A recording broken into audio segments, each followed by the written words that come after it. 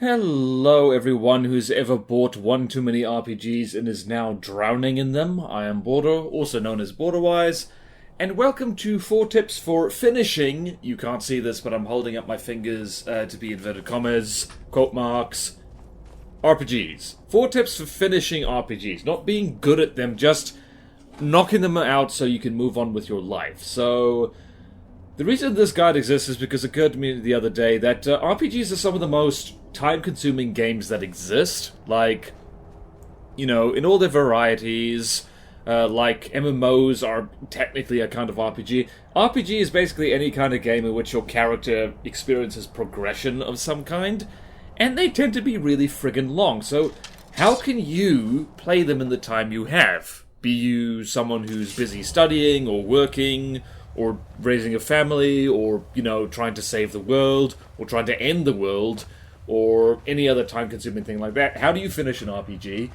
So this is a real first-world problem. We must acknowledge this.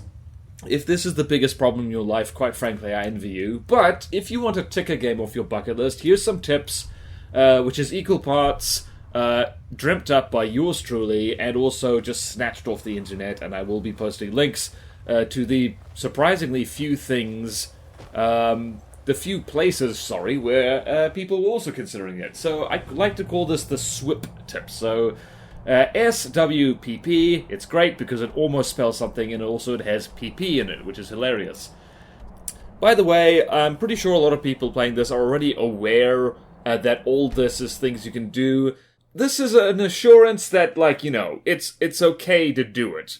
So the first tip, the S is for skip the side stuff. So I tend to guilt myself for no reason when not finishing games and, like, not doing all the side stuff, but really, skip it if you can't be bothered. The whole point of side stuff is that it's not compulsory, and if it is compulsory, the game is not designed well. Like, if it's the kind of side stuff with which it makes the game so much easier that it basically is compulsory, yeah, no, just throw that game in the bin, it's not good. Save the side stuff for the second playthrough, assuming you even want to do one, and that's, like, if the game's really good. Like, if it's your video game equivalent of crack cocaine. The best example I have of a side quest that absolutely is not worth your time and you should skip is Skyrim, the Stones of Baranzaya side quest line. It is way too long, because the Stones of Baranzaya are scattered all over the place. There's no bloody quest markers for them. They're one of the most popular mods for Skyrim, in fact, adds quest markers to all the Stones of Baranzaya, and the reward is just a lot of gold in a game which basically throws gold at you non-stop, so it's completely useless. So I've never finished that side quest. Like, the one time I accidentally started it, that's another thing that's terrible about it. I immediately went and looked up, like, firstly, where the stones even are, but also what the reward is, and I was sorely disappointed. I would have been even more disappointed if I finished the side quest, though, so I saved some time there. Well done, me. Alright, the next letter, W, is for walkthroughs and guides for the tedious or hard bits. And again, like, it feels like accepting a loss when you're playing through a game, and if you want to play it, like, for realsies, and, like, experience it your way, fresh and, like, unsullied by outside knowledge. But really, if it saves you time, it's worth doing. There's no shame in it. And the best example I have of that is Slay the Spire, which is a roguelike, but it's also kind of an RPG as well. Roguelikes and RPGs tend to overlap quite a lot. Basically, I was trying to beat Slay the Spire as the Silent.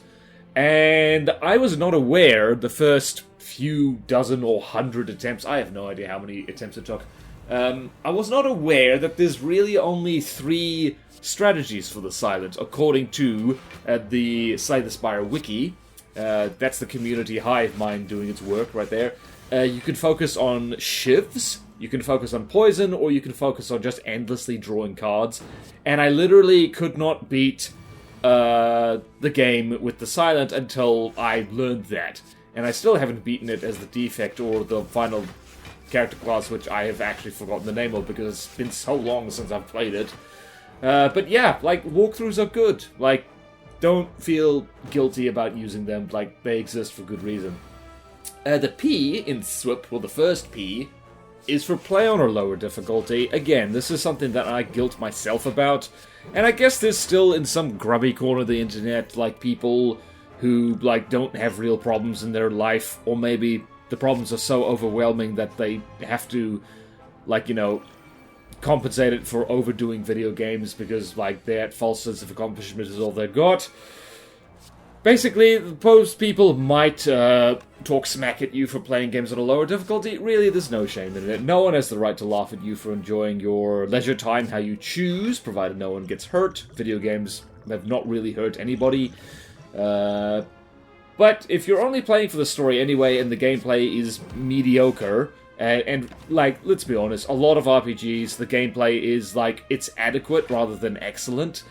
So you might as well turn down the difficulty anyway, and the best example I have is, well, Skyrim again. Difficulty is almost meaningless because it's such a broken mess of a game, even with community patches, and the combat system is average at best. Again, lots of mods exist for both the original Skyrim and the special edition to kind of, like, change all that. But yeah, it's like, you know, you do not play Skyrim to impress people, you play it to have fun. And, like, in older Elder Scrolls games like Oblivion and Morrowind, which I have played very briefly, I couldn't stand them because working backwards through game series is not a good idea. The later ones do tend to be better. Sorry to make people mad, that tends to be the case. So yeah, just, like, you know, for an RPG, like, if you just want to finish it, if you want to get through it, see what there is to see, just turn the difficulty down. Like, honestly, save your time. P, the final P, is for, and this is probably the most important one, is prioritize what you play in the first place. Prioritize what you buy, prioritize what you start playing, and also prioritize what you finish. So, I did see one Reddit post suggesting that you focus on finishing your backlog first before buying new games, which, could possibly, like, I have mixed feelings about this. On the one hand, it is a good point, is like, it will stop you from, like, clogging your games library with, like, an endless stream of games which you've barely touched, and will possibly save you money as well, which is really good. But on the other hand, playing games should not feel like work. If it feels like work, it's not really a game anymore. And you shouldn't have to feel obligated to play any video game you don't really want to. Like, throughout all these tips, do bear in mind that, like, you don't have to finish any game you don't want to, but if you do want to finish it, that's when these tips come into play. This is for that one RPG that you really genuinely do want to finish, and honestly, this final tip applies to all games. What I would suggest, from bitter experience, mind you, if you're not really interested within the first hour, if you're not ready to commit to the game, like it's a marriage, don't even bother. It's up to you whether cutscenes or character creation count as part of that timer. For me, it does. I'm quite cynical about character creators. Like, people can spend hours in there. I'm trying to make sure that I don't. Precisely for the following reason, that Steam has a 2-hour refund window, and it has that for good reason. It's so that you don't buy a game, play it for a bit, and realize, yeah, nah, this ain't for me. This ain't for me, folks. And do try and find games with demos, which is really important. It's a good sign. It's a sign that the developer is confident enough in their game that you can try it for free. Unfortunately, a lot of games do not do that because, well, demos are actually extra work on top of the usual game development. And so, here's the official thing. I do not endorse video game piracy, but if there is no demo available for a game, and if it's clearly the kind of game in which you're, expected to play for dozens, hundreds, or possibly thousands of hours, like, that's almost forgivable. Like, and be sure to actually buy the game if you actually do enjoy it. Like, if you get past that first hour, and then you're like, yeah, okay, yeah, this is good, I'm actually having fun with it, then by gum, buy the game. And if you're being really cheeky and if you can't afford the game, well, you better advertise it, like, to hell and back. Like, give something back, please. But yeah, it is, like, RPGs in particular cost a lot of time and money to make. Game devs do need to eat. And, but on the flip side, it is unfortunate, and apologies to any game developers who happen to be watching, but if a game doesn't get to the good stuff, or at least the main part of the game quick, then the player is, like, not obligated to, like, commit to it. Like, there are other things you could be going off and doing. And the best example for this, for me, is Dark Souls 3 and Elden Ring. It's two examples, because here's the thing. Make a mistake once is like, okay, but make the same mistake again with an even more expensive and long game.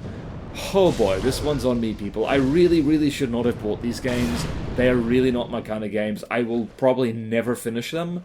Because, like, in a nutshell, Souls games are not, like, really for me. The embarrassing part is that I already knew before I bought them. I knew the story wouldn't grip me. The story in these, in Dark Souls and Elden Ring, I do not find particularly interesting, and I personally need a strong narrative impetus to finish, well, almost any game, and especially an RPG, and the story isn't, frankly, that interesting to me. Like, that's my opinion. You are free to disagree. In fact, it wouldn't surprise me if you did. And Souls-like combat is not my preference. I could go into way more detail there, but the short version is stamina-based combat can burn in hell. But I gave it to the hype, particularly for Elden Ring, so that's, like, really, do not give in to hype. Know yourself, know what kinds of games you like, and, yeah, don't buy things based on the hype train. It's just not worth it.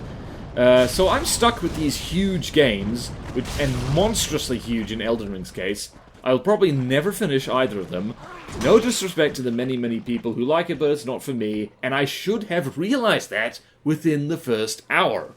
The atmosphere of Dark Souls 3 is relentlessly oppressive, and that's part of the whole theme of the game, actually. It's why a lot of people like them, but it put me off. It's anxiety-inducing, and Elden Ring is just the same thing but bigger. So, even if it's like you like these games, there's almost guaranteed to be some kind of RPG which would be like that for you. Something that requires like a huge time commitment, and you might be tempted to try and push through with it and commit to it, when actually you have no obligation to do that. So learn from my mistake, please. And yeah, that's the 4 tips. So let's go over them again in summary. SWIP S for skip the side stuff. W, walkthroughs and guides for the tedious and hard bits. P, play on a lower difficulty. And P, for prioritize what you actually play in the first place.